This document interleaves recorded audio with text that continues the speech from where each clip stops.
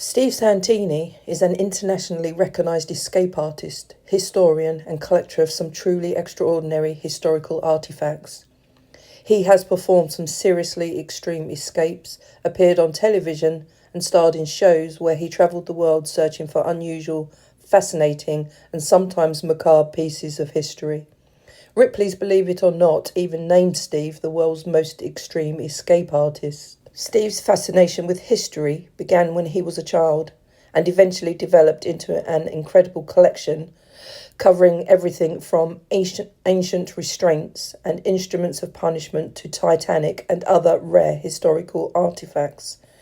He is also an author, having written books covering the Titanic, crime and punishment, and the torture instruments used throughout history. Today, I'm incredibly lucky to meet Steve and get a look inside his collection. My own fascination with the Titanic goes all the way back to childhood, so I'm particularly excited to see some of the Titanic artefacts that Steve has collected over the years. And I have a feeling there are going to be some fascinating stories behind these objects. So, let's go inside and take a look. Travel with LisaMH, pack my bags, come explore with me. From historic halls to quiet streets, every place has stories to meet.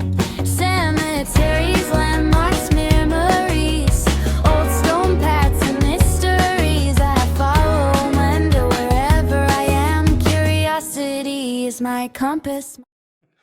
So guys, today we've got Adam on the camera. So he's my camera boy for the day. There he is. Because I am so excited to be in Steve's lair.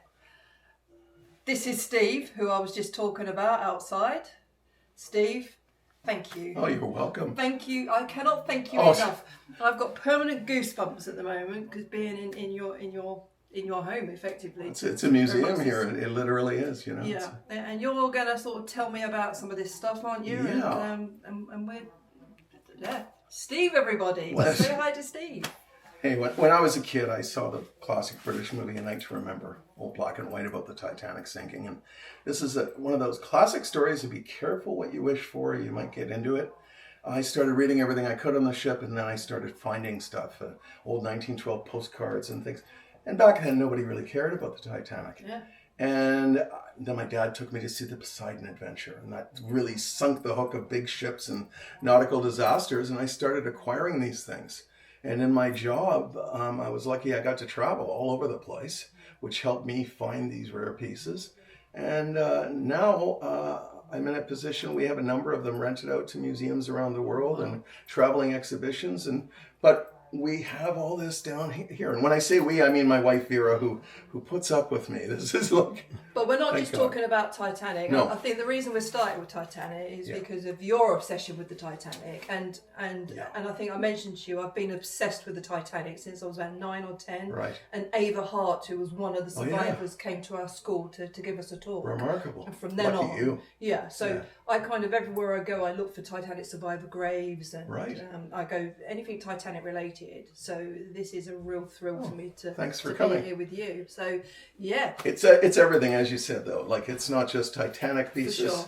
For sure. We have probably the largest collection in Canada, I would say, being modest, of the most famous iconic shipwrecks.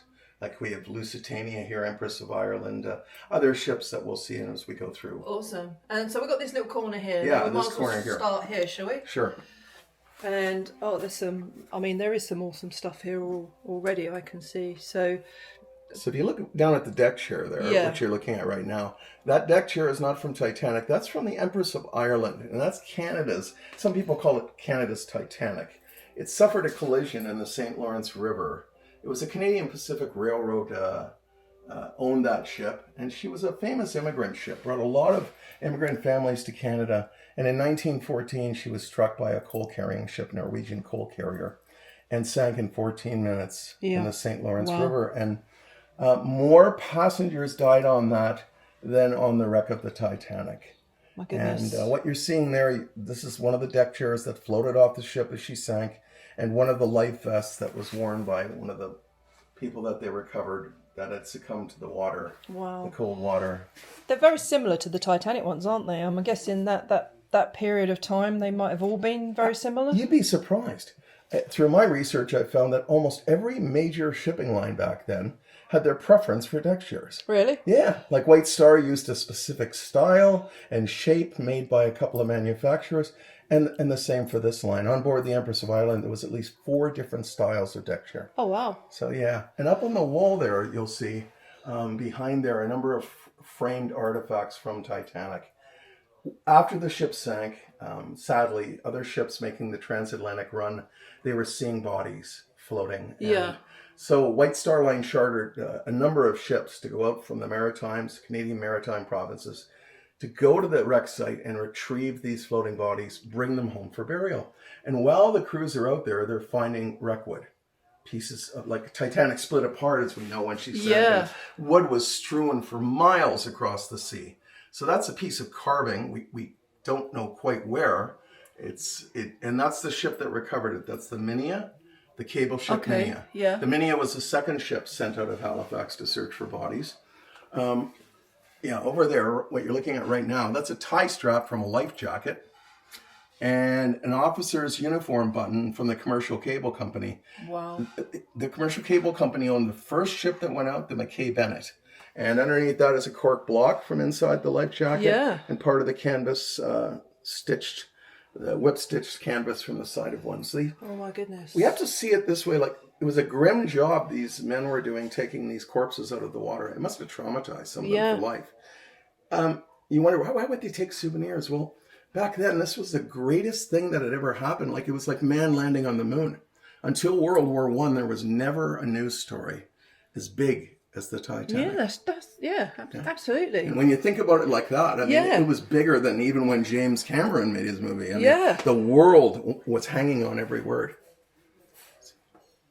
Wow. Yeah, it's enormous what's here. I mean, there's things from all different aspects. There's a White Star Line officer's jacket from the time period of Titanic. The hat is not, but the jacket certainly is. Yeah, you talked about this, didn't you? Tell us again about that. Yeah, this is really neat. It's a hat stand, and also you'd put your umbrellas and your canes through here. Yeah. And this was for many years in the management offices of Harland and Wolff, the company in Ireland that built the Titanic in Belfast. And it's made out of pieces of leftover furniture parts they were going to put on Titanic. Like you eventually have breakage, and Harland and Wolff made a great deal of the furniture that went on the ship, not just the interiors. So you've got the top with its curves, and that's, if you look into pictures of some of the Titanic cabins, you will see these nightstands with a mirror that would have been underneath here. And then they also have, I don't know if you can see this here, there's these carving here on the front legs that also matches up with these nightstands. And so what they did is they took these parts.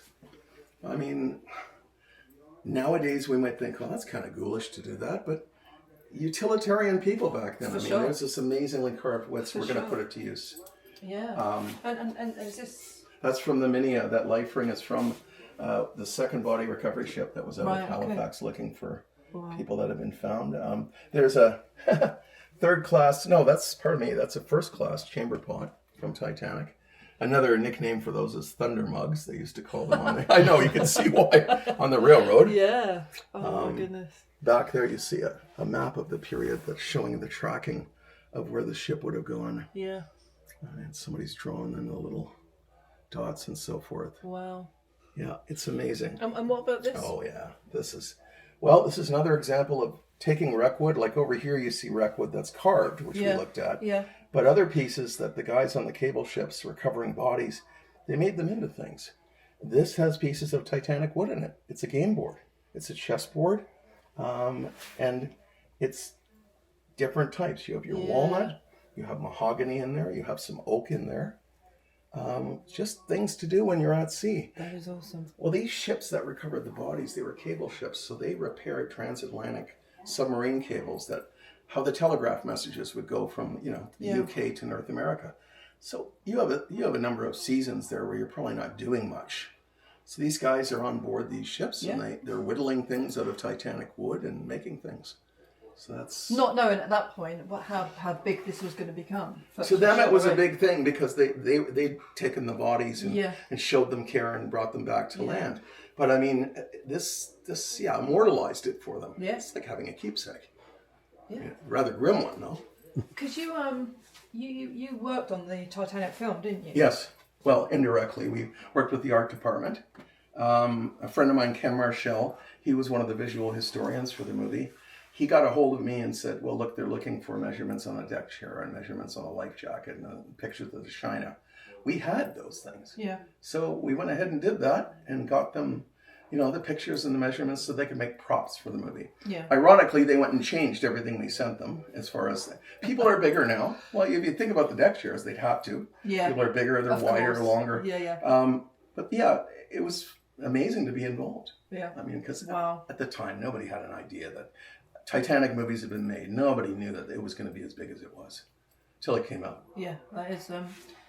Can you tell me about the sheet music? Oh yes, that's a really interesting story. Well, as many people know, Wallace Hartley was the head of Titanic's orchestra. He was a violinist on board the Titanic. And as the Titanic lay sinking, famously, Wallace stood on deck with his bandmates and played a number of tunes to try and calm the passengers. And the last song he played is debated. Some people call it Somme de la Tombe. Another one say it was Nearer, My God, to Thee. In any event, all the band members perished. Wallace Hartley's body was eventually recovered by one of these cable ships, and over top of his life jacket, he had a leather valise, like a suitcase, strapped over top, and fortunately, it floated up high out of the water, and inside that was his violin he played, which later went to auction and achieved over £1 million, and also sheet music. So what you're looking at there is one of the pieces of sheet music that Wallace Hartley had with him in his music assortment inside that leather valise.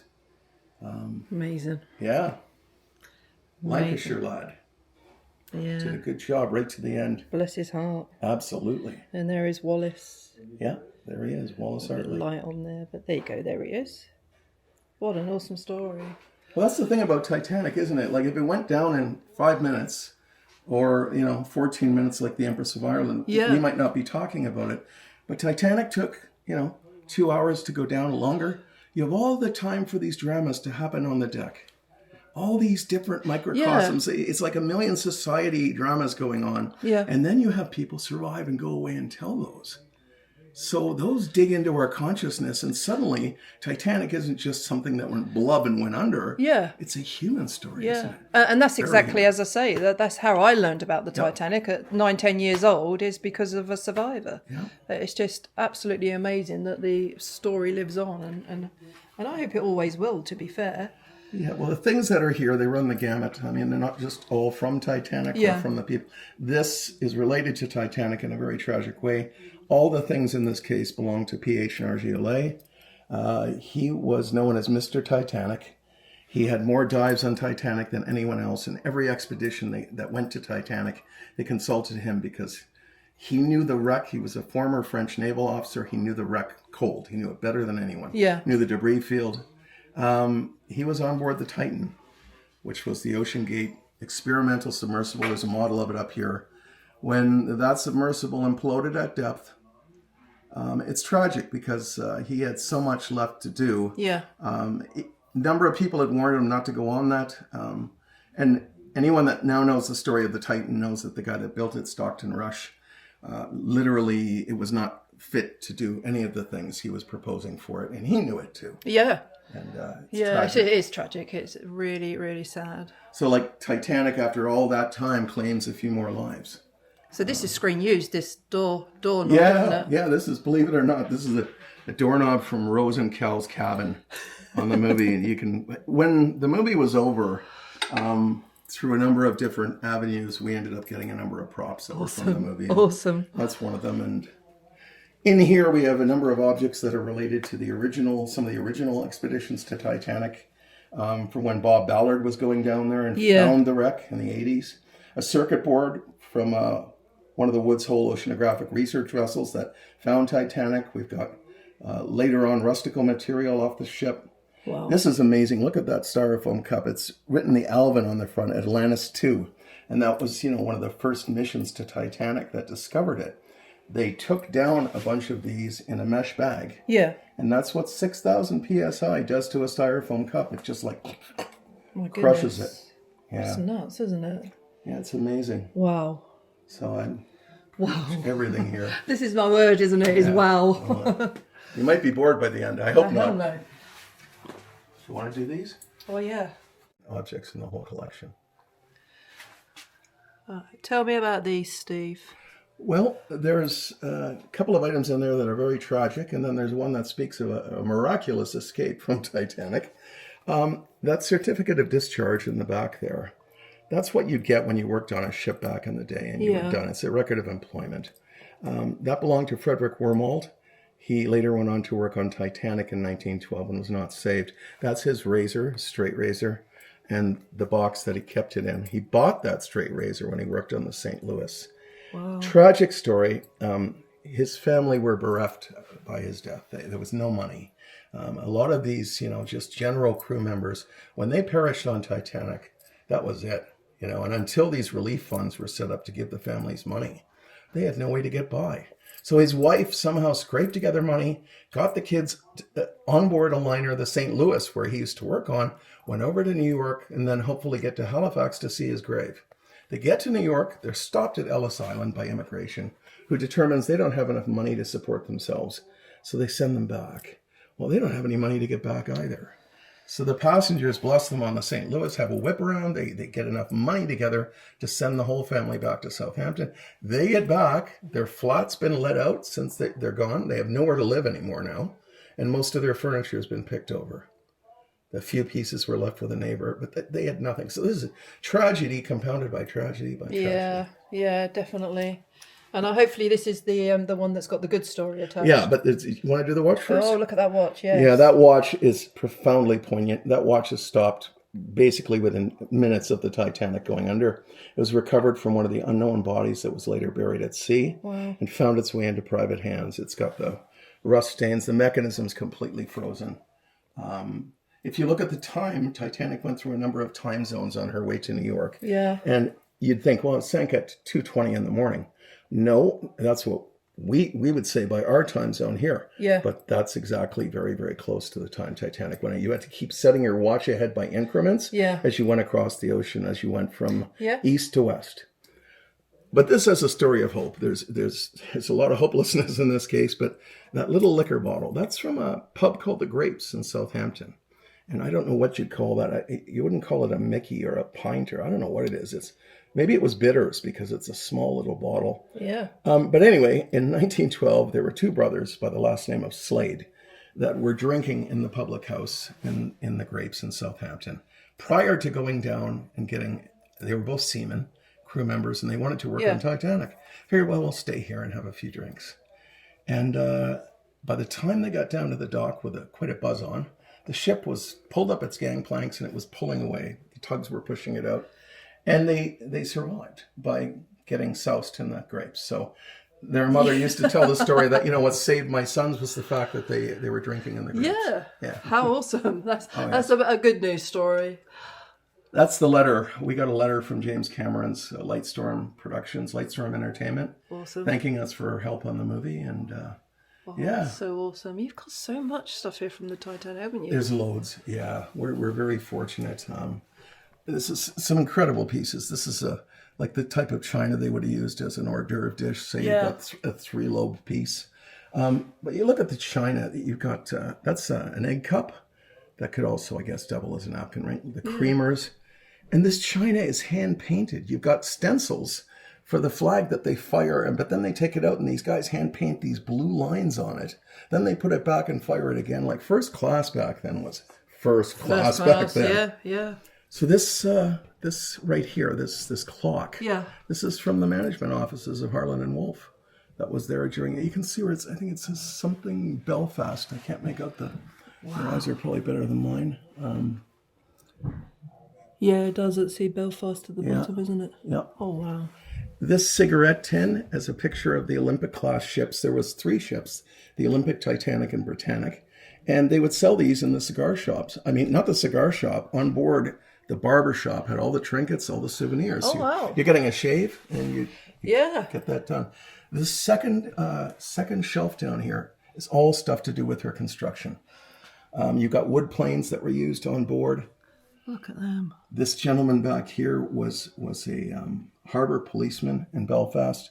He used to guard the gates at Harland and Wolff. And they gave him this picture frame made of different inlaid pieces of wood from Olympic and Titanic. Oh, wow. An actual photo of her being launched. That's incredible. Look at that. And this book here called The Shipbuilder, this is a trade magazine that was put out before Titanic was built and launched, but it was talking about these great new ships. And that wasn't generally available to the public, but in there they talk about the watertight doors and how by the flick of a switch, the captain can render the vessel practically unsinkable. Yeah. We know that White Star didn't call the ship that, but you wonder if that's where maybe it came from. So we talked about that earlier, didn't we? So where do you think the unsinkable Titanic came from? Well, I think it's rather odd. I mean, no aircraft company would call their aircraft uncrashable. No. Certainly, I think people took a lot of solace in the size. They probably thought, what on earth could cause this thing to go under? Yeah. Nobody would have thought of it back then, really. No. So we got all kinds of things. There's a rivet from the shipyard.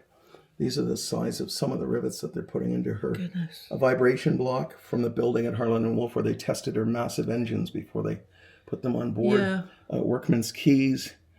This tool here is for putting caulking in between the planks on the deck. Yeah. Yeah, and a chisel. And there's a photograph taken on board of some of the men that worked on building the decks. Oh, goodness. This carving is from the sister ship, the Olympic. That gives you an idea of... It's beautiful, Yeah, isn't and it? that would have been around the top of the ceiling, around the different layers of the grand staircase as it went down. Right. Titanic had exactly the same. So you're talking about miles of hand-carved wood. Can you imagine, like nowadays, what? Well, no, it'll be all synthetic and Would be. sort of mass-produced, wouldn't it? There's more tools down here, including one of the riveters' hammerheads down here in the corner, which is amazing. Like they had hydraulic riveting machines then, but they also had guys that were swinging hammers. Tough Irishmen. Yeah. That's a uniform button from one of the surviving crew. Edward Wheelton. Yeah, and his birth certificate and death certificate, marriage certificate. Wow. And that carved piece beside it, that's a memorial piece that they put out after Titanic sank, and that's a victim's picture inside it. We don't know who yet, but Oh my goodness. it's remarkable. Yeah. That is beautiful as well. It is, isn't it? Wow. Wow. Yeah, that was given to me by a friend of mine called Spencer Norris in the United States, dear friend. That's an actual piece of the carpeting from on board the Titanic. He has a bigger piece. He was kind enough to give us a fragment, but well, even a fragment though, Steve, that's amazing. yeah, it belonged to a gentleman by the name of Frederick Dent Ray, who was on board the Titanic when she was being fitted out. And a carpenter or what have you was cutting back a section of carpet because it was too wide for the stateroom. And this guy said, "Can I have that?" And he took it home and he padded his wife's piano stool with it. Oh my goodness. And for many years, she sat on this piece of Titanic carpeting. Wow. And then years later, they remember, hey, there's that carpeting and that's still, take it out. And so that's a little bit of it. It's oh, how awesome. neat to have. What a collection, Steve. And this is just part of it, this. Yeah, it's just loaded. What's in here is remarkable. This book here is from the electrical guys that were putting in all the electrician stuff. And you can see the circuitry here. They're drawing out hand circuits. And at the top, you'll see H&W, Titanic and Olympic, February the 11th, 1910. My goodness. I mean, it's remarkable. It's a record of the construction. Yeah. And this here chokes me up, this plate with this lady. That was made in 1910, and it was made for a man named Isidore Strauss, who was the co-owner of R.H. Macy department store in New York City. Right. Wealthy Jewish businessman. He was on board. That's his wife, Ida. He had this plate made by Limoges in Paris, had her portrait painted in the middle of it, and gave it to her as a gift.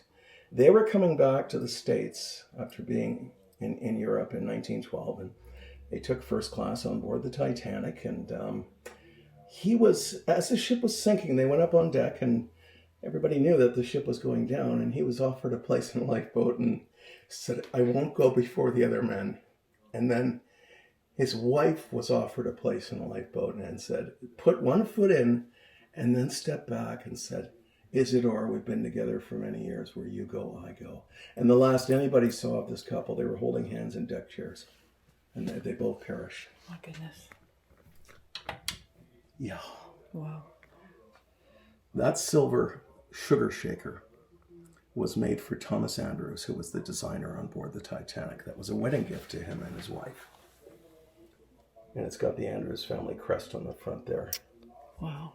And it's a shame. I mean, you've seen the movie. I mean, I'm sure everybody knows Andrews. He's the poor guy that he was on board with a guarantee group from Harland and Wolff to make sure the ship operated properly and address any problems. And, you know, he's the one that had to work out how quick it's going to sink and tell the captain. Yeah. You know, I give it 2 hours or give it an hour and a half. And he perished. And he had a young daughter at home he'd had with his wife. And it's a pity. Oh, my goodness. This is a crewman's discharge book here, which is phenomenally rare. This little booklet here. And it's open up to show all the different ships that he worked on. And he was a fireman on board. His last name was Pierce. And he survived. And if you look down the left-hand side, here you see the ships listed. Number 9 is Titanic. It departed on the 10th of April, 1912, Southampton. His job on board was fireman. And you look over, it says intended New York. So it never made it. I mean, and these guys, these poor crew, when they got to New York, they had no money, they had nothing. And White Star, back in the day, when your ship sank, your pay stopped. There was no relief funds. So, I mean, the Salvation Army took them in. And this is one of the things from the Salvation Army. They were awarded by the Liverpool Shipwrecks Society Humanitarian Award for helping Titanic survivors. It's like a bronze plaque that they mounted to the side. That's very poignant, isn't it? It is. It's profoundly poignant. Wow. Let's go any closer. Look at that. Yeah, normally that image is on the medals that the society gives out to different people that have rescued lives at sea. But on this they had a plaque made. So it meant a lot. Wow. And we have, there's so many things in this case. This is a telescope from Ernest Archer. He was a surviving crew member who was on board the Titanic. You can see his name engraved. I was just going to say that's his name, isn't it? Yeah, that's his name. Yeah, Ernest Archer. Wow. I don't know if you can catch that with your, I hope you can. I don't know, well, I can zoom in and... Neat. When I sort of edit it, really. But definitely that is his name there, guys. Yeah, it's amazing. We have things owned by people that were there, things owned by people that recovered the bodies, pieces of the ship. Wow. And of course, this lovely Spode piece, which everybody freaks out over. I mean, most people do, but not you. You're one of the few. It's Spode Copeland. It's trimmed in 14 karat gold, and it's a specific sort of, it's a demi-tasse saucer that someone nicked off the ship before it sailed. It's beautiful. It's actually very beautiful. Stunning. If you hold it up to the light, you can see shadows move behind. It's that fine of a a material. No wonder it's in a cabinet, eh, Steve? Yeah, we're not going to juggle with that. Hell no. Hell no. No. That's awesome. So these are the guys that found the Titanic, and that's Bob Ballard right there. And they made a sign, which is there in that picture. You can take it with you. I just want it. There it is. How cool is that, guys? How cool is that? I'll put it in the fridge down in the other room. All the signatures on there. Isn't that wild? It is wild. Yeah. That bell there is from, well, here's the date here, 1619. 1619. It's a bronze bell. It came out of a shipwreck museum in the UK that was going under. Really? Well, the shipwreck museum wasn't going under. I think it was in Cornwall. And it was a couple of years back, and they were going to have an auction because the land that the museum was on had been purchased by some conglomerate that wanted to build an apartment building or something. So the Shipwreck Museum had to move. They didn't know where to go, and they were auctioning stuff off. So I had a friend in the UK, and I said, you get us that. That's remarkable. And we still don't know what ship it's from, and they didn't know either, and they had it for years. It weighs like, it's massive. It's so bloody heavy. Yeah. Did it come damaged like that? Was that? Yeah, it came out of the sea like that. Wow. Some diver had found this, apparently walked into their museum one day with lugging this enormous crate, him and a buddy, put it up on the counter or down and just said, there, you want it? It's yours, bye. And just walked out. Well, where'd you get it? It wouldn't tell. in case it was protected or something. They had it for years. They had this in the museum for years. That makes it one of the oldest. 1619. Yeah, that makes this one of the oldest shipwreck artifacts, bells known to exist in the world. Wow. But we do not know it in this case. Yeah, that's done. And that's a divot. You can see that slug of metal with RMS Titanic written in it. That is from the Titanic's hull. I'll let you hold that later. To make the rivet holes, they had a hydraulic punch that pressed these holes into the giant hull plates. Oh, right. And then they put the rivets through those holes, line up overlapping plates, and hydraulically or with hammers peen them over.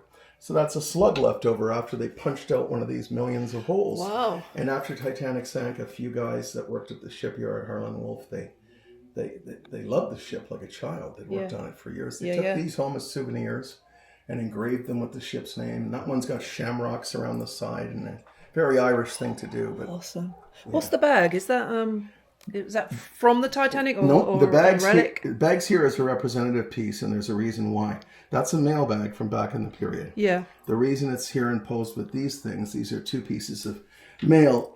This stamped Titanic was intended to cross on the ship during her maiden voyage, which was originally scheduled for March. Right.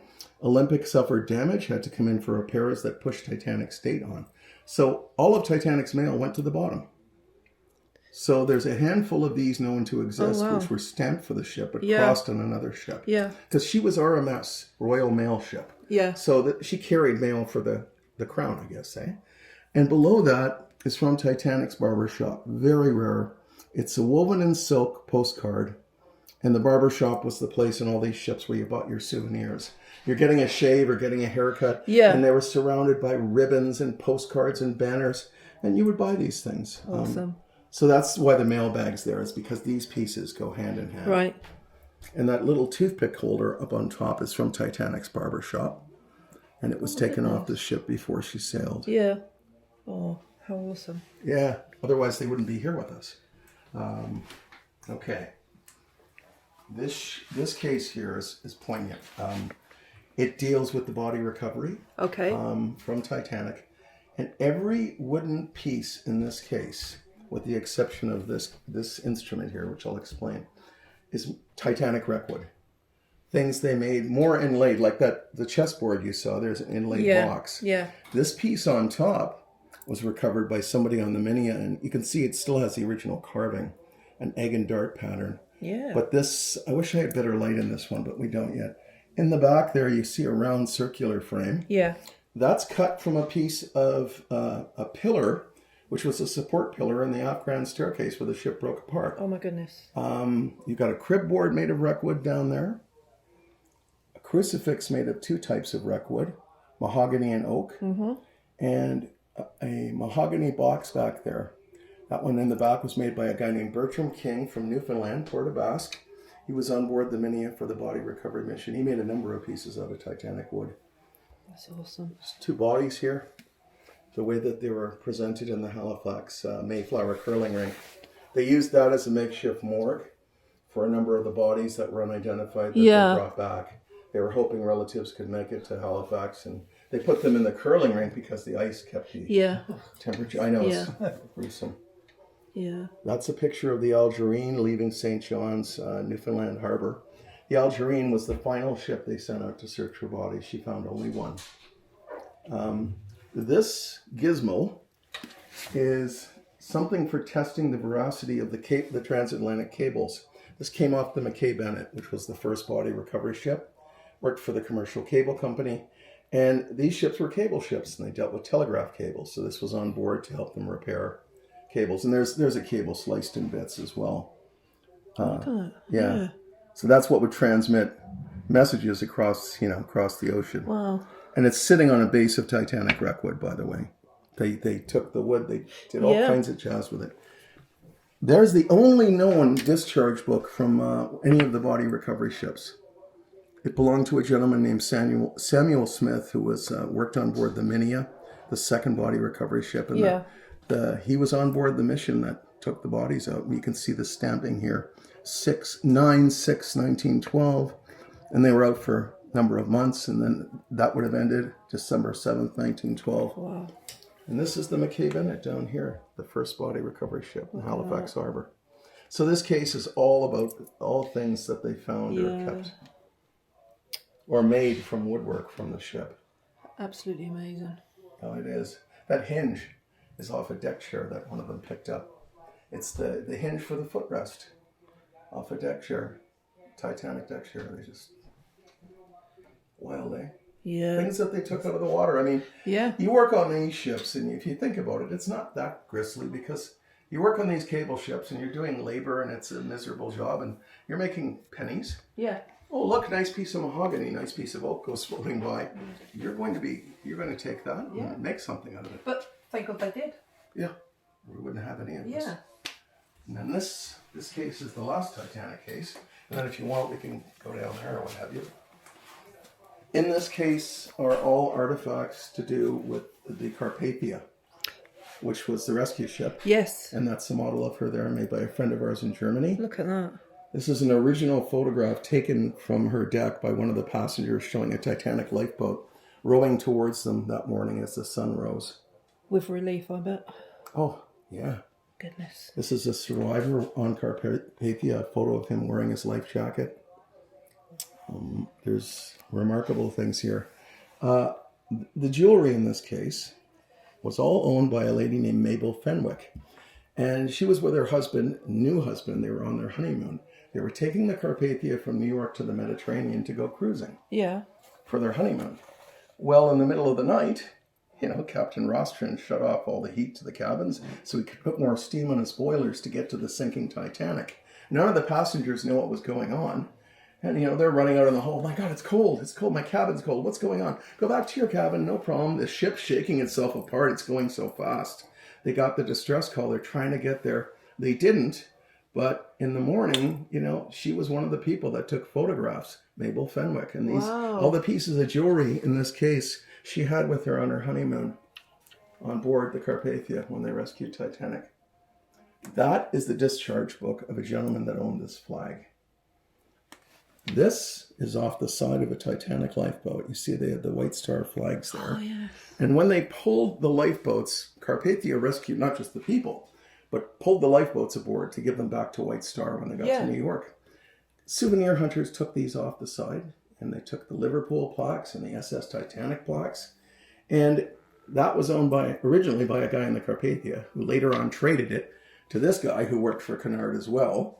And it's kind of eerie, too, because this fellow that ended up with it, if you look down the right side of his discharge book, he ended up working for Arthur Rostron, who was the captain of the Carpathia when Rostron was promoted to the Mauritania.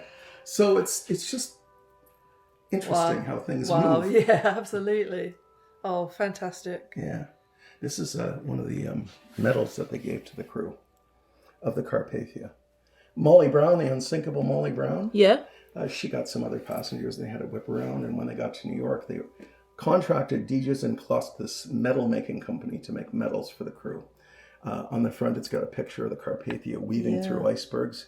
The gold ones, there were gold ones made to the senior officers of Carpathia, silver ones as well, but these ones went to the regular crew. Oh, how awesome. This is also very cool, the blanket. I was looking at that just now. When Carpathia got to New York and docked, it was nighttime. First, they unloaded the lifeboats at the White Star Pier, and then eventually there was a lot of people there. There was huge crowds of people to meet survivors, to hope that their loved ones were, saved. Yeah. And a policeman was there guarding the ship, trying to keep people back. When everyone had dispersed, he found that at the foot of the gangway. It's one of the blankets that probably one of the saved immigrants had wrapped around themselves for 4 days on the Carpathia as she steamed to New York. Can you imagine the imprints on these things? Like, well, that's weird. Did you see that? Did that just move? Yeah, it did. That was cool. All right, guys, come on. That was very cool. So catch that? Yeah. Did No, you not see on that? camera. I So didn't that see moved it. like. Well, the rudder just turned. Can you turn that rudder again? I know we're talking about you and talking about people from the Titanic. I think it moved, didn't it? It did move. Okay, all right, great. 100% it moved. Yeah. Could you move that again, please? Please don't. Okay. I didn't see that. That was weird. That's never happened down here. It literally caught my eye and made me look up. So I know that moved. Okay. Talking about what I was saying about the blanket, you've got somebody. Imagine all the widows on that ship. You know, you're oh yeah. It's a ship of sorrow, is what they call the Carpathia. So somebody was wrapped in that blanket, you know, for the whole trip back to New York, probably thinking, "What the hell am I going to do now? I've lost my husband. I might have lost my children." You know, it's just tears. It's and they're in shock and they're in disbelief, aren't they? And they haven't processed their grief or anything, and they're just. Oh, I don't know. That brings us to this piece, this teapot. Carpathia was torpedoed in World War I and went to the bottom. That teapot dates to just probably 1910.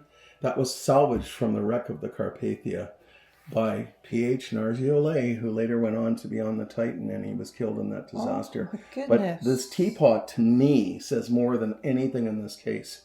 Because Rostron gave orders to his crew, look, when these people come aboard, they've been at sea, they're going to be cold, get all the blankets we can, I want all the hot tea and all the beverages. So you can imagine, you know, Titanic survivors that have been through all that, given hot beverages out of that teapot. Yeah. Oh, how, wow. Yeah, so like it's a very plain thing. But when you look at it in that context and realize, my God, you know, this, wow, it did something. It served a purpose, and it, It's very British, isn't it, making tea? Do you not think? I do believe that they also did coffee and hot chocolate, but I think tea was the Make a cup of tea and everything's all better again, apparently. Hardly with that. Absolutely not. Yeah, it's remarkable. What we got here then? Well, this case here is dedicated to the wreck of the RMS Lusitania.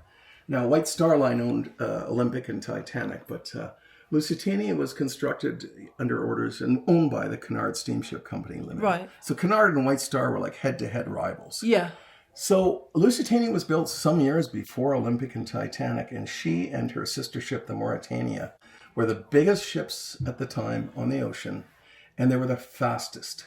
They were so fast, they had quadruple steam turbine engines that could get them across the ocean in 4 days, like very, very quick. They were luxurious as well, like stunningly beautiful inside. And unfortunately, she had a very uneventful career, her and Mauretania. But in, World War I, at the start of World War I, she was torpedoed off the old Head of Kinsale, which is off the Irish coast, coming back from New York City with a bunch of well-to-do people on board and also not so well-to-do passengers. And she sank with a loss of life over 1,000. And these are artifacts from her career. She had a stellar career up until meeting her end at that torpedo. Wow. So I find it quite tragic that there was a lot of life lost on the Titanic, wasn't there? There was. But there was also a lot of lives lost on that, and I never knew about this one. You're now teaching me something. Well, now we're going to get to a case. Okay. I'm going to show you stuff from a ship. The loss of life dwarfs all of this. Everything in this room. But anyway, there's some incredible pieces back there. As a piece of carved wreckwood. Once again, sailor made that out of little bits of wood they found floating. Wow. This stuff here, this is a fellow named Nicholas Orwin and his wife. He was a deck steward on board the Lusitania. And this is his Vestas case that he held his matches in. His mechanical propelling pencil, they called it back in the day, that he'd take orders from passengers, write them in a pad. His cigarette case, his hip flask. Wow. Human objects.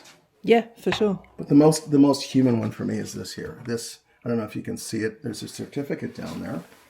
And I know my knees are no good. It relates to the supposed death of a seaman. It's for this lady, Agnes McGregor. And she was on board the Lusitania working for the Cunard Line. And she went down with the ship and left a husband and small children at home. So, and that is a pocket watch mechanism raised from the wreck. Lusitania is a protected wreck. You can't take anything off the wreck. That's before she was protected. Okay. There's been a lot of controversy. The Germans, there was theories that they torpedoed her because she was carrying munitions. Right. And henceforth, being a merchant ship, it didn't matter. Yeah. That's not been proven. It was a mess. It was wrong. Yeah, this is the discharge book of one of the fellows worked on board, and that's his Freemason's pouch. You can see the Masonic symbols. What's that, check at the back? Yeah, that's from Alfred G. Vanderbilt. He was the richest person on board the Lusitania, one of America's Gilded Age multi-millionaires. He was like John Jacob Astor. He was like super, super rich. Yeah. So Wow. this case contains all different things from the Lusitania. And it's once again one of these ships that not enough people know about. Well, I'm learning today about it, to be fair. That's what's called a death penny. That's from World War I. The name on that gentleman worked on Lusitania, and they would send these big copper death pennies out during wartime in World War I to your family if you died. I thought it was bad enough getting a telegram, but getting one of those. Yeah, can you imagine? Yeah. Well, it's like a medal. I mean, people would probably be proud that it's a medal. Yeah, but you kind of know when that turns up, don't you? That you've lost a relative. Yeah, so just like Titanic, you've got tin cigarette cases sold on board in the barber shop. You got tins of bonbons, candies. It's a candy tin, all bearing the ship's image. You've got these milk glass ribbon plates, they used to call them, and they had like ribbons woven through the... That's actually quite pretty. It would have been back in the day, yeah. It's a bit intricate as well, isn't it? Yeah. And this is a ticket wallet found on the body of one of the people that this would have been given to them by the travel agent that they'd booked the trip with. It's stunning. It's just a sad story. That's awesome. Wow, I'm sorry. I know, guys, I warned you. If you guys watching, you need to count up how many times I say "wow" or "that's amazing," because I'm just absolutely blown away in this place. I really am. I know. I need a museum. I need to spread this stuff out. Like we could fill 5,000 square feet easy. Definitely need a museum. Like just a couple objects, big storyboards, video. Yeah. And then you go to another one. It'd be, oh God, we could fill such a place. Wow. We need to get that going. We need to get a museum going for you, because this is just wow. So Stockholm? Yeah, no, Andrea Doria. This is a luxury Italian superliner that was collided with by a ship called the Stockholm off Nantucket. There wasn't a huge loss of life. This was in the 1950s. But it's a shame because that ship was the prettiest ship possibly that's ever been built. The Italian line, pardon me, some people think that the Normandy for the French line was the prettiest. I know, I really like the Doria. Yeah. She's sleek. She's very gorgeous for an ocean liner. Look at that. It's beautiful ship, but look how intricate this model is. Somebody's made this, haven't they? It's not bad, eh?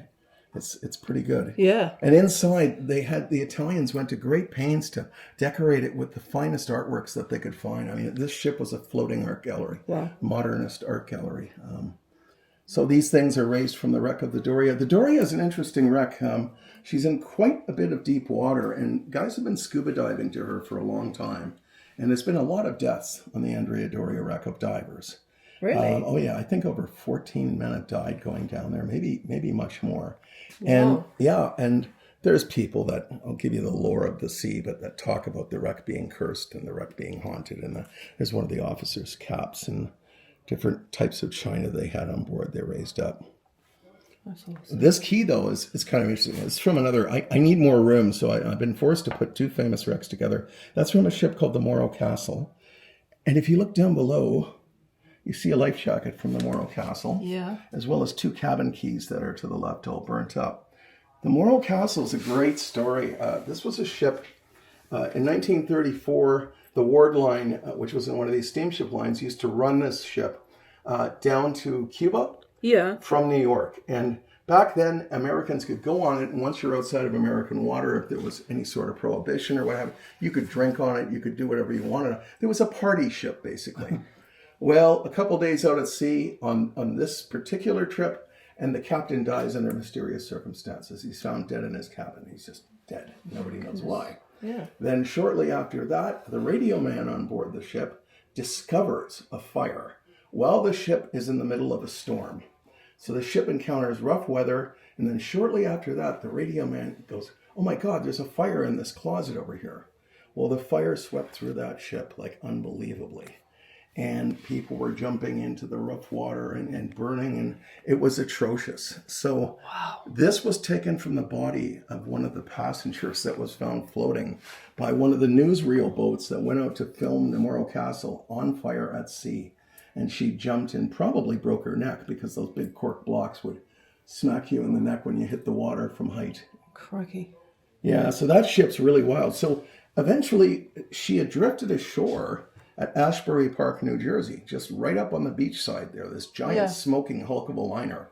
And over 100 people had died. And they debated keeping her there as a tourist attraction on the beach because so many people came down morbidly to gawk at this burnt out hulk of a ship. They took the bodies, what they could find on board that weren't burnt, and they made a makeshift morgue of a local theater there, which is to this day said to be haunted. So it's just... Wow.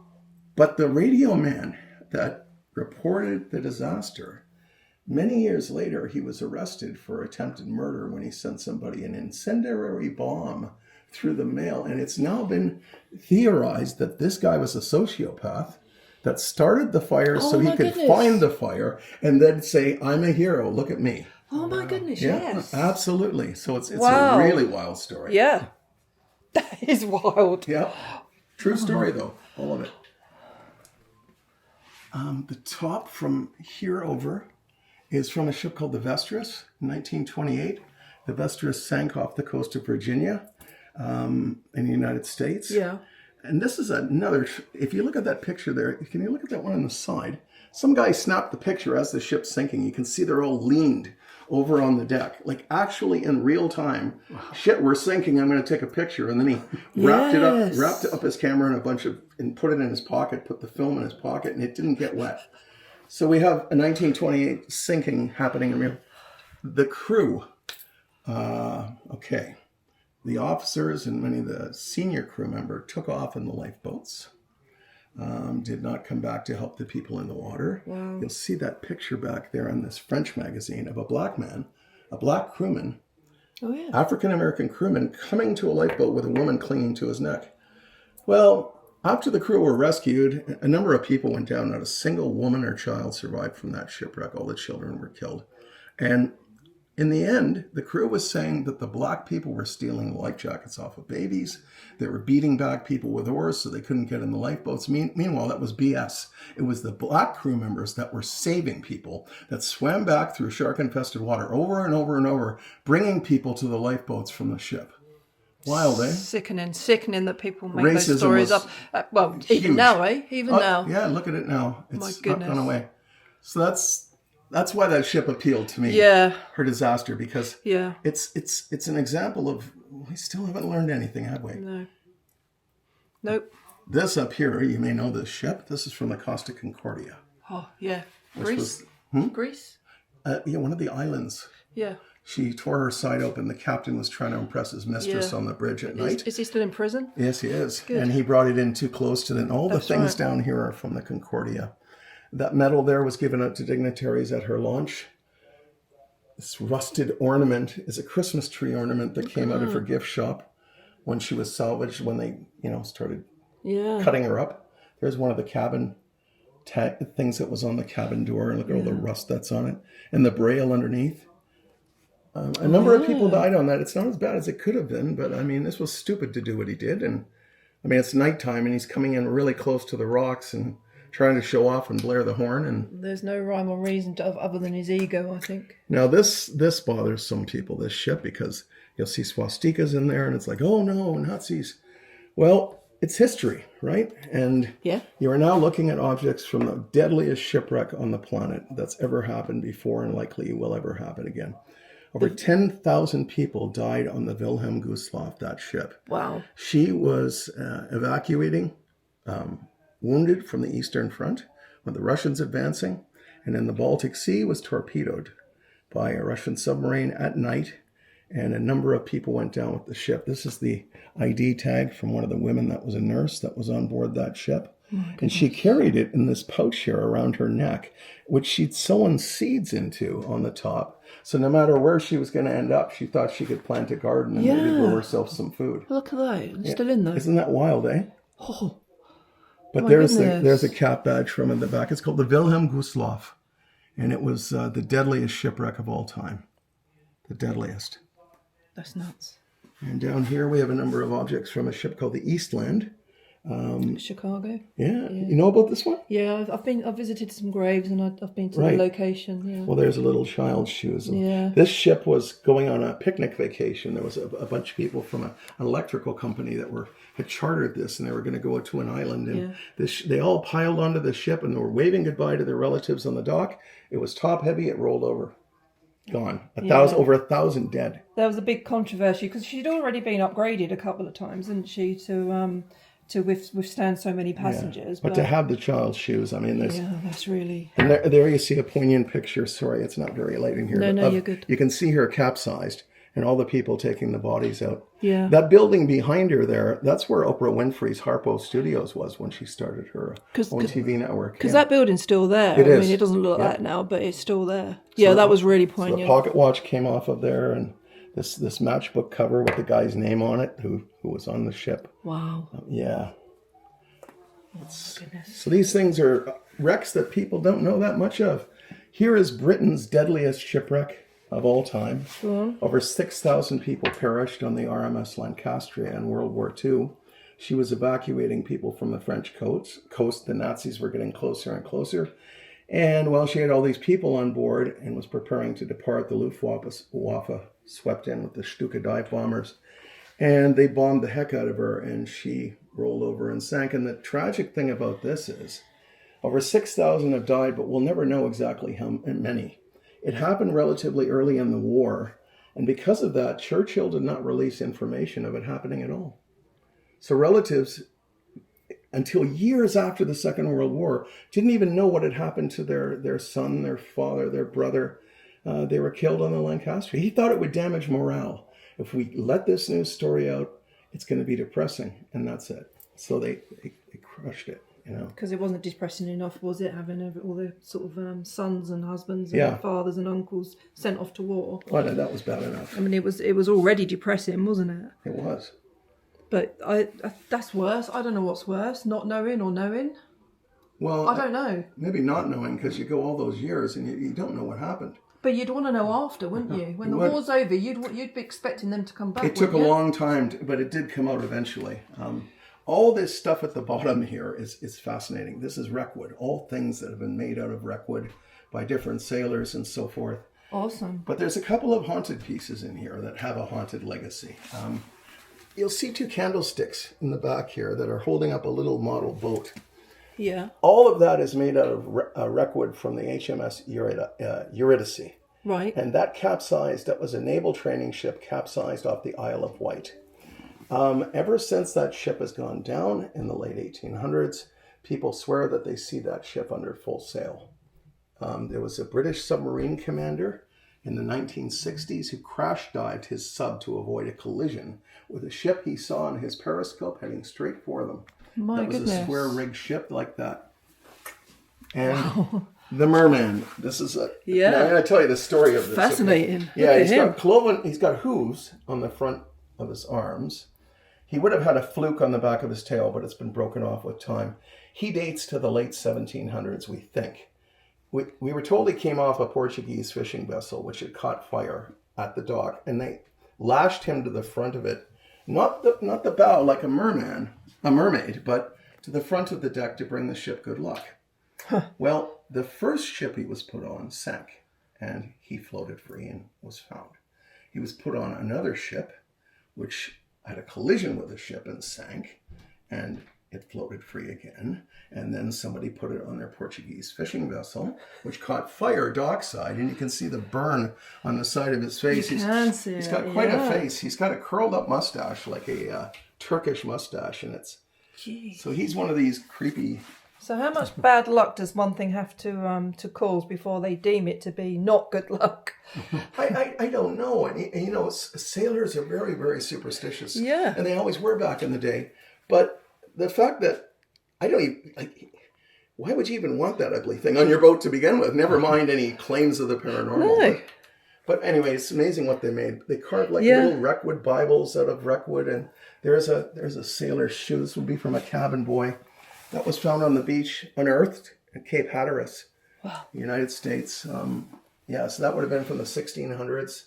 Some young lad working on a Dutch ship, possibly even a slaving ship. The ship went down, and his shoe survived, buried in the sand of a beach. Nuts. Wild, eh? Yeah, it is nuts. Now, this is a lady I'm greatly enamored with. Impressed with. But this is another one of those things where, unfortunately, I have a model of the Titanic. Amelia Earhart did not go on the Titanic, for the purists that are going to kill me out there. But this whole area are things that she owned and things from her career. Oh, wow. This is an oil painting done of her in 1928, just after she flew across the Atlantic. Look at that. And a model of her, the plane she flew across in, called the Friendship.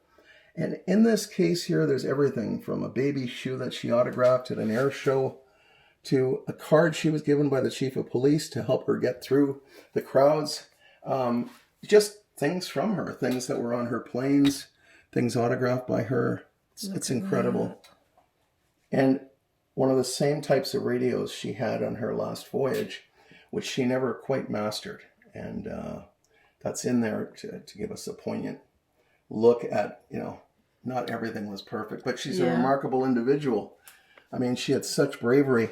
If you look down here, there's a bronze lotus leaf that was given to her when she attempted a record flying from Hawaii, and it says lotus leaf for Amelia Earhart cast into it. Because the Japanese in particular, there was quite a few Japanese in Hawaii at one point, believed that the lotus was a good luck flower. And this is actually a plaque, a trophy plaque given to her. Amelia Earhart Putnam.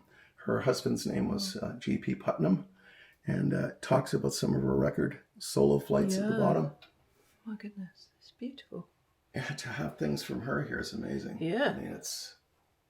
Yeah, look at this. Is that her jewelry and stuff? Yes. Well, this is where it gets really interesting. That watch back there was made for her by Bulova. She was called the Lady Lindy when she first hit the papers, because they thought, well, Lindbergh crossed the Atlantic first, so we'll call you Lady Lindy, which is kind of silly. But anyway, they made a watch named for her called the Lady Lindy. And in front there, you'll see a little bracelet made of stainless steel with a little Lockheed Electra on the front, which is from a brass tie clip. Wow. She crashed. She was going to do her around the world trip a year before the one where she went missing on, and she crashed her plane in Hawaii. It was shipped back, the Electra, the wreckage of it, to California, to the Lockheed Corporation, where they repaired it so she could do it again a year later and disappear. That's part of the manifold, the exhaust manifold of the Electra, that one of the guys at Lockheed cut into a bracelet for his little daughter. Wow. So it's from her plane, from her aircraft. Wild, eh? Awesome. That poster there, when the Lusitania sank due to the actions of a German submarine in World War I, nobody missed a beat seizing on that to promote the war effort, right? Enlist, avenge the Lusitania. So here you can see it says, take up the sword of justice, Lady Justitia, passing the sword. It's like every young man, it would get their blood up, especially when you look at the water here. You see the Lusitania sinking in the distance. Yeah. And in the water, you see all these little hands and children and... Yeah, they didn't miss a beat using that to enrage people. This is very rare. This is Titanic passing her sister Olympic at sea. That is beautiful. These were given out to travel agents in 1910 to promote the new sister ships that were going to be coming into service. And of course, afterwards, White Star Line recalled a lot of them. But yeah, they're quite rare. Nice. Yeah, it's amazing. But look at this! How majestic is that? Eh? It's beautiful. That's a lithograph, a stone lithograph, but it's really amazing. They've got the funnels dwarfing the ship it's like it's coming right. It's bigger than life. It's amazing. Lots of little ships in the distance there too. That's got some detail on it, hasn't it? Oh, it does. And down in this case, this is kind of neat. I don't know if you've heard of. I know you're from the UK. Do you know Gordon Lightfoot? I know who he is, yeah. Canadian troubadour and great folk singer. He wrote a song called The Wreck of the Edmund Fitzgerald, which is about the loss of that iron ore carrier in the very back there. Yeah. She sank during a storm on Lake Superior in 1975. And there's a number of things in this case from her, an ashtray, some of the glasses that were on her. And wasn't that a cargo ship? She carried taconite pellets. She carried iron ore pellets, which are taconite. And that's like all her cargo hatches there, and just full of tons of iron ore. And she disappeared quite suddenly during a very bad storm on Lake Superior. And That's one of her steam pressure gauges. She was converted to diesel burning in the 1970s. She was originally coal. And when they took that out at the shipyard where she's from, fortunately somebody saved it. Because you can't go to that wreck. It's completely forbidden. It's been so mythologized. 29 men died, but you can't go down there. You can't dive there. It's off limits. Oh. Yeah, so it's protected. SS Noronic, I can see it there as well. Okay, this ship, the little model there, that was a Great Lakes luxury cruising ship. And it's fascinating because she was commissioned by a guy named Charles Melville Hayes. Charles Hayes was the president of Canada's Grand Trunk Railway System, and he died on the Titanic. But before he died on Titanic, he envisioned a couple of these ships, like the Noronic, that would take people from where the railway would get them to, say, Montreal or whatever. These ships would get them all through the Great Lakes and head them out to the prairies to be settlers. So he was like, and they could use his railway as well. So the Grand Trunk Pacific would have the railway, and they'd have the Northern Navigation Company, which had the Noronic. The Noronic, he died on Titanic, and that never happened. But the Noronic was built, and she and two other sister ships, and she served the Great Lakes as a luxury cruise ship. 1949, she was tied up berthside in Toronto. Fire, wasn't it? It was a bad fire. Wow. Somebody threw a cigarette into a linen closet. That's right. Now, the inside of this ship, the walls were all paneled with wood and oiled with lemon oil extensively. Yeah. So it went up like a Roman candle. Yeah. This ship matters to me. There's a lock from one of the doors that was on board. It's still scorched. Look at that. It took them days, the Toronto Fire Brigade, before the ship could cool enough. They pumped literally like 1 million gallons of water. It was so much that the ship rolled over onto one side and almost sank right at the dock. It was full of so much water. Okay. The heat was so intense, it melted porthole glass an inch thick, and it warped hull plates. And when they finally got on board, they took the remains of, some remains. They took eyeglasses, partial dentures, stuff like that, over to the horticulture building at the CNE, which they turned into a makeshift morgue, and that building's still there to this day. And another odd story, they have weird things happen in that building. They've had constant smoke alarms go off. They have fire, sprinklers have gone off in that building. People smell smoke. True story. So all these things on this side are from the Noronic during happier times, of course. Yeah.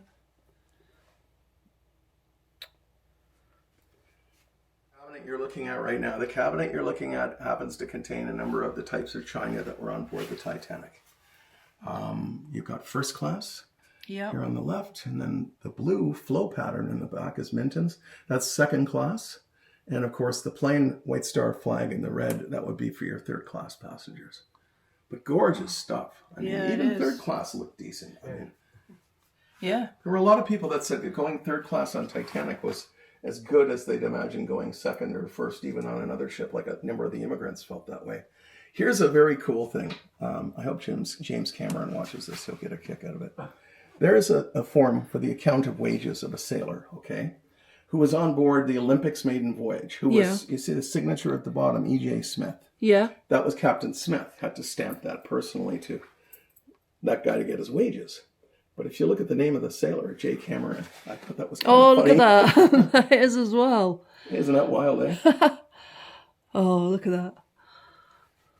Some of the china's stunning, isn't it? It's yeah, that's the sorts of letter pages they had on board. Yeah. This is the buckle of a stewardess. See that enamel buckle? Oh, yeah. Is it pretty, eh? Yeah. It all is, to be fair. I mean, it's all... We don't see quality like that in our lifetime. And behind is Titanic's Chief Officer Wilde. He wrote that letter. That's behind in 1911. He'd been through quite a few personal tragedies when the Titanic sailed. And in the movie, you watch Murdoch shoot himself in the head. You know, your money can't save you any more than it can save me. And they go, no, well, and he goes, bang, and he goes over the side.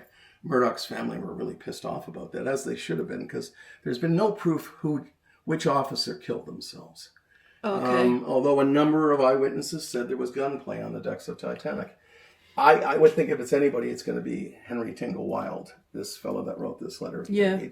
He'd lost a number of family members over the years and stuff and was quite despondent.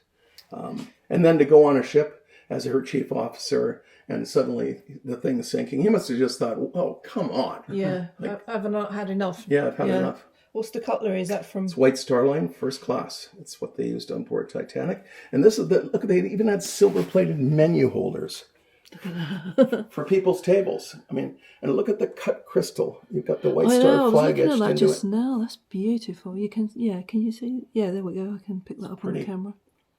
Wow. That's nuts. Now, down to the left there, you've got a window from the Olympic, Titanic's sister ship. That window looked out onto the promenade, the first-class promenade of the Olympic. A photo of one of the gentlemen that worked in her engine room. Yeah. And look at those lamps. Those were gimbaled lamps they used on board Titanic and Olympic. They swayed back and forth, so if the ship was listing or moving, the light would. It went with it. The light was always straight. And on the right is a massive oak panel from the Olympic's grand staircase. It's even the basic panels were carved, and up there on the wall is from the terrible Noronic disaster. That's stamped THP, Toronto Harbour Police. Wow. And that was thrown to flaming people in the water that were jumping off the Noronic that night when she was burning Toronto dockside. It's amazing. Like there's I don't want to sound like flaky or off my nut here, but there are feelings in these things that are still here. And you come down here at 3 a.m. and it's super quiet. And I pull up a chair and just sit. You can feel it. What do I always say, Adam, about feeling history? What? You can feel history. Yeah. Sometimes I can. some I'm an places empath you go and in, you can feel it. Isn't that neat? That's from the That is movie. neat. That's from the movie. It's fiberglass. It looks like wood. It does look It's like a handrail from the grand staircase where you see them go, hey, want to go to a real party? Well, that's standing right there. That's the handrail. That's awesome. I love it. I love it. This dive suit was worn by my friend Vic Verlinden. He's a diver from Europe, and he did more diving, filming of the Lusitania down there, and he's written a book on it that's quite brilliant. And this is It looks heavy, doesn't it? Suit. Yeah, it's to protect you from the cold. Yeah. And this telegraph here is exactly the same type they had installed on the Wilhelm Gustloff, the ship that over 10,000 people died. It's interesting. This company's still in business. Siemens. It's a German company. Yeah. Oh goodness, that's pretty cool. Up here, just like the Titanic, Cunard made their own promo pitch things. These would hang in barber shops. They'd hang in travel agents, train stations. So it's just showing the Lusitania. It's a tin sign. It's really cool. It's painted on tin. It doesn't look like tin from here, does it? I know it is, but Check it out. Isn't that wild? Yeah. I know. It's pretty like cool. cardboard or something. Yeah. Pretty cool. Wow, awesome. In that case, with the exception of the helmet is not authentic. It is a replica to go with the other pieces. These are all Norse, all Viking pieces. But I think you kind of look at that one piece and you can guess, can't you? Yeah, well, somewhat. Yeah. The sword's very, very interesting. It's likely 11th century. And what's interesting about it is it's a Norse blade, meaning the blade is exactly the sort of design and shape of a Viking sword. Yeah. But it's got a later guard put on it that is more like a Norman sword. And the top, the pommel cap, that's what gives it away. It's got a cross with 1, 2, 3, 4, 5 dots. 1 in the middle of the cross and 4 on the side. And I don't know if you can see that or not, but it explains why the sword was modified. It did indeed belong to a Viking, but it belonged to a Christian Viking.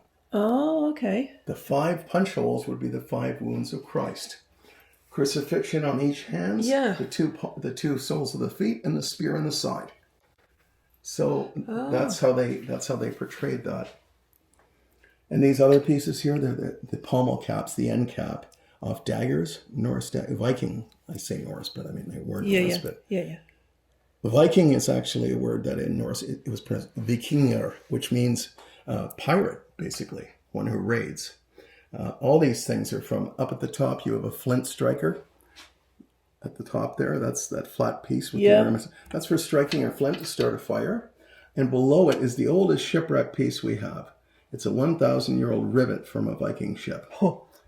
So, oh my goodness. they're wood, but they overlapped their planks in a way that no one else had done. Yeah. And they'd put a spike through, and on the other end, they'd have a square piece. They'd hammer it, and it'd hold together like a red. The coolest thing, I think, that it was the clothing. That's actually was woven 1,000 years ago by hand. Came out of the ground, preserved, fortunately. Below that's a little coin. These things all came from the area we now would think of as Ukraine. Some were Russian, Rus Vikings. Some of these came from York. They are around York in the UK, where there was a large Viking settlement. Yeah. But that little coin there is interesting. It was found in a Viking grave, but we know that coin came from a region now known as Iraq. So they never made it there, but they were trading. They were incredible traders. They went everywhere to trade. We think that they raided and raided it. Oh, they were also traders. Yeah. These are amazing. These are boat building tools, Viking boat building tools. The tongs to forge the rivets. Yeah. The hammers, like all those things, the auger, they're all for boat building. I know, it's amazing. I in Essex, just as an aside, just thinking about weapons and military, it's got some of the oldest military equipment there, going right back to the 880s. Wow, that's old. Yeah. that's old. Yeah, I haven't put that video out yet, but yeah, I saw some amazing stuff. You see the little statue there? That's a crude type of silver that they traded in, and that's a Valkyrie with a horn of mead, and that's worn as a necklace pendant. She would welcome you in the halls of Valhalla. Yeah. So when you died, you went to Valhalla. They'd be right there with the mead. This thing, you'll never guess what it is. Can you guess what that is? I have to ask because nobody ever guesses. It's the mechanism for something, isn't it? It is it is. We think of Vikings as these big, burly, huge guys, right? This is a trader's scales. He wore around a necklace on his neck. Oh. And there'd be two little bowls that would go off these end pieces, and that little indicator in the middle would show center, right? So what they would have is something called hack silver. They would take the silver and pound it into thin little bars. And when they were going to trade with someone else, as opposed to conquer them and take their stuff, they would snap off a piece of that or hack it off with their axe, henceforth hack silver, and they'd weigh it on these little scales. And that's how they'd barter. Back then. So back then they had stuff like that. And look at that. It's got a rune on it too. You can see a rune on the side. That's a clay spindle whorl. A spindle whorl. They would take the what is it, flax? How did they make they take the wool, and they put that thing in the center and then separate it and spin that, and it would separate strands of wool. Wow. This is a little grosser than that though. Can you guess what that is? That's really gross. Can you see it? I can't figure it out. Right down there. It's there, that right there. Yeah. That is a lice comb. Oh. They would have used to get lice out of their beards and stuff. It's just like, Apparently Vikings, their hygiene was hideous. This is made out of beads they would have traded for, glass beads that would have come from possibly as far away as Africa. Little gold-plated burial boat that went in one of the graves. Yeah, God. Silver earrings on either side. They were quite good at making some of these. Like they were not. You think they're brutes and barbarians and stuff. No, they had a profound culture. Wow. This is talking about sort of these things that were built back in the day by these people that had no. This is what they had, isn't it? Yeah. This is what they had, and they had to make all these tools for themselves as well. So they had to start by making the tool. Then use the tool to make something else. Yeah, which is amazing. And up there, that comes from the York area. That we believe that's a stone carving. The rest is missing.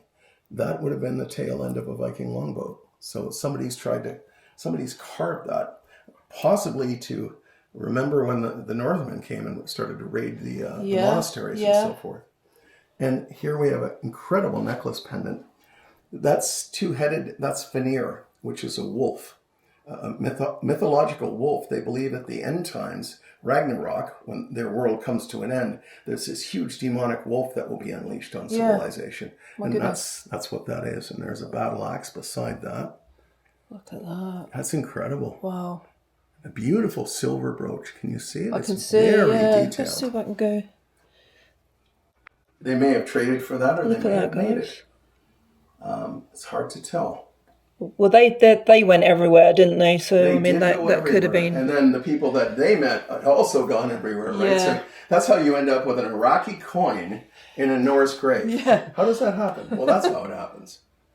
You know, it's not really that puzzling when you realize, but I think it's the mindset to think of these people as being primitive marauders and, you know, what have you. Yeah, but look, for that cloth to be around today, that's just amazing. And finally, from the Nautical Disaster Collection, in this case are artifacts from the Empress of Ireland, which sank in the St. Lawrence River. Now, the Empress now is declared a historic site. The wreck is off limits. You cannot take anything from it or what have you. These pieces are grandfathered because they were removed from the wreck way before that. Yeah. These came up in the 70s and early 80s. But there's everything from, that's your first class china that they had on board, and you see the Canadian Pacific Railway logo in it. Oh, look at that. Yeah. And off to the right's a little creamer for the coffees and tea. Third class mug. Yeah, it was a big deal when this happened. Although it didn't get the press around the world. The world was heading into World War I. There was stuff like that going on. And after all, this is Canadian, right? So it just never became that big a deal. But more passengers died on this than on the Titanic. This clarinet belonged to one of the Salvation Army members that was on board. He had played this previously. They lost so many people, didn't they? Yeah, he gave his life jacket to his mother, and she was saved, and he was not.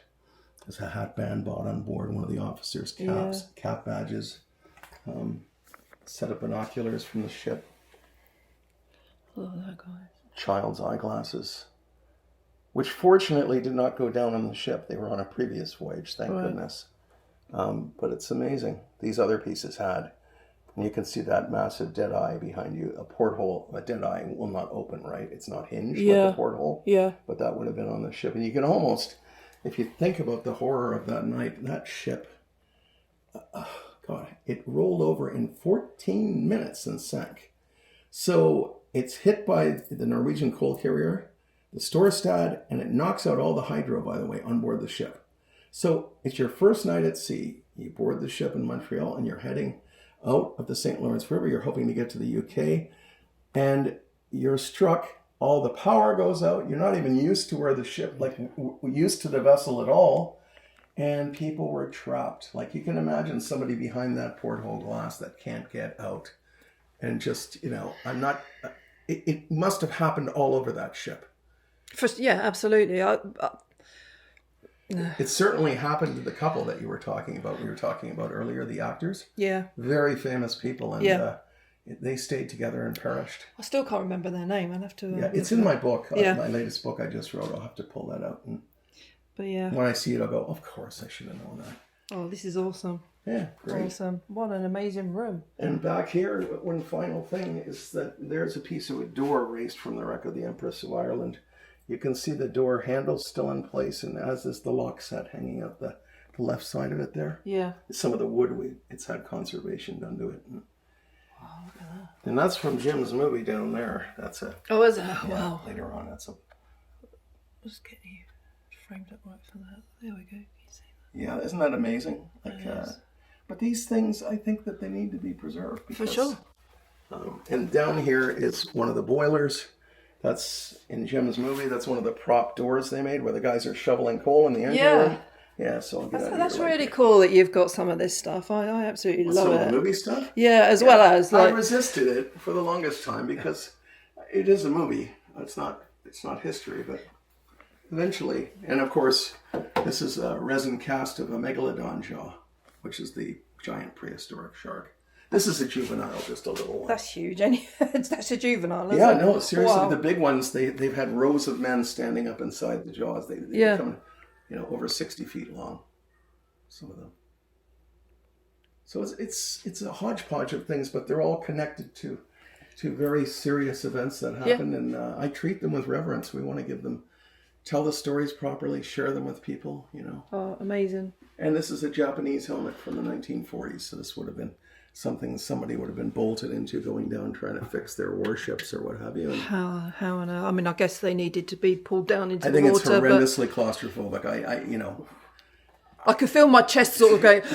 Well, you're also in this big canvas suit. Yeah. And you have weight belts and you have weight boots and up top these guys are cranking this crank to get you air. All right, let's have a smoke break. Oh yeah. No, you wouldn't want that. So.